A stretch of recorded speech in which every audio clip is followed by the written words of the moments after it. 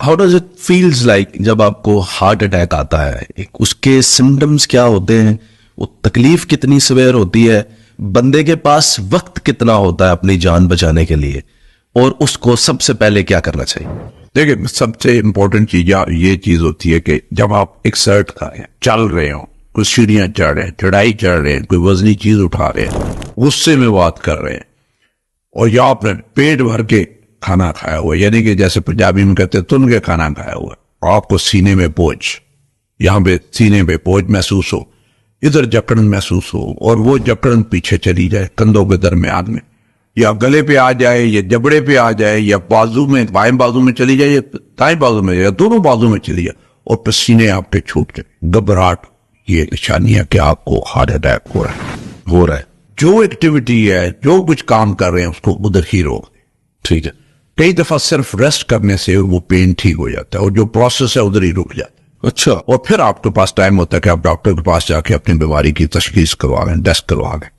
ہر وہ درد جو چلنے پہ، ایگزرشن پہ، زور کا کام کرنے سے ہوتا ہے، اور جو ہی وہ کام چھوڑتے ہیں ٹھیک ہو جاتا ہے، وہ دل کا درد ہے، جب تک کہ وہ ثابت نہ ہو جائے کہ وہ دل کا درد نہیں۔ رات کو جو درد سینے میں گھبراہٹ اور پسینہ آتا ہے اور آپ کی نیند ختم کر دیتا ہے اور آپ کو جگا دیتا ہے، وہ دل کا درد ہے، جب تک ثابت نہ ہو وہ دل کا درد ہے۔ رات کو سوئے ہوئے میں جو درد ہوتا ہے وہ ہارٹ اٹیک، اور جو ٹائم 12 سے لے کے آنورڈ ناشتے تک کا آپ کا ٹائم ہے، یہ ورسٹ ٹائم ہے جو درد رات کو سوئے ہوئے ہو، یہ ہارٹ اٹیک ہوتا ہے۔ آپ کو فوراً اسپتال پہنچنا چاہیے، اور ہو سکتا ہے کہ آپ کو پھر آگے جا کے ٹائم نہ ملے کہ آپ اسپتال پہنچے، کیونکہ پہلے چند منٹس بڑے امپورٹنٹ ہوتے ہیں۔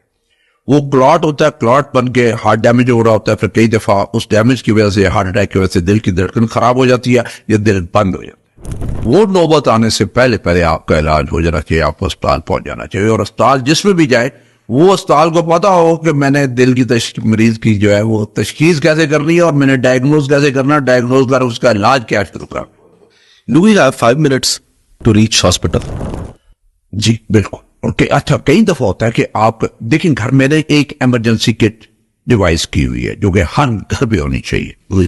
وہ آئی تھنک اس پروگرام میں، آپ کے پروگرام کی وساطت سے ہر بندے کے پاس ہونی چاہیے۔ ایک اینجیسڈ گولی ہوتی ہے جو دل کا مریض زبان کے نیچے رکھتا ہے جب درد ہوتا ہے، جسے خون پتلا کر۔ جی نہ وہ خون نہیں پتلا کرتا، اچھا، نالی کھولتی ہے۔ اچھا، نالی کھول زبان کے نیچے رکھتے ہیں، نالی اگر شوگر کی ایک کڑوال پڑ گیا ہے یا اسے کریمپ پڑ گیا ہے، تو یہ جو ہے یہ کریمپ کو کھولتی ہے، کڑوال کو ٹھیک کرتی ہے۔ ساتھ یہ ایک ڈسپرین کی گولی چبا کے کھا جائے، ثابت نہیں لینی، ثابت لینے میں وہ ٹائم، اس کا اثر ہونے میں ٹائم لگتا ہے، اس کو چبا کے کھا جائے۔ چبا کے کھا جائیں گے تو فوراً اس کا اثر ہوگا، اور وہ جو کلاٹ نالی میں بنا جو ہارٹ اٹیک کر رہا ہے، ہو سکتا ہے وہ ڈیزالو، وہ پگھل جائے اور ہارٹ اٹیک سے آپ بچے۔ تیسرا ایک جو ہے جو پیچ ہے، جو آج کل پاکستان میں نہیں ملتا، پچھلے کئی سالوں سے نہیں مل رہا، میں باہر سے منگواتا ہوں پیچ، جو میرے پاس ہوتا ہے، وہ پیچ ہوتا ہے کہ پلتا ایک ہوتا ہے جو کہ آپ نے پلاسٹر سینے پہ بائیں طرف لگانا ہوتا ہے۔ اس میں دوائی، وہ دوائی آپ کے جلد کے تھرو جذب ہوتی ہے، جذب ہو کے آپ کی خون کی نالی میں جاتی ہے، اور وہاں پہ اس میں جو دوائی ہوتی ہے وہ نالی کو کھولتی ہے۔ جو زبان کی نیچے رکھنے والی گولی ایڈجسٹ کرتی ہے، یہ جو ایسے ڈرپ ہوتی ہے آپ کے جگستان میں لگتی ہے ہارٹ اٹیک کے لیے، یہ وہ ڈرپ ہے جو ادھر ہوتی ہے، اور یہ فوراً پیچ لگا لینا چاہیے۔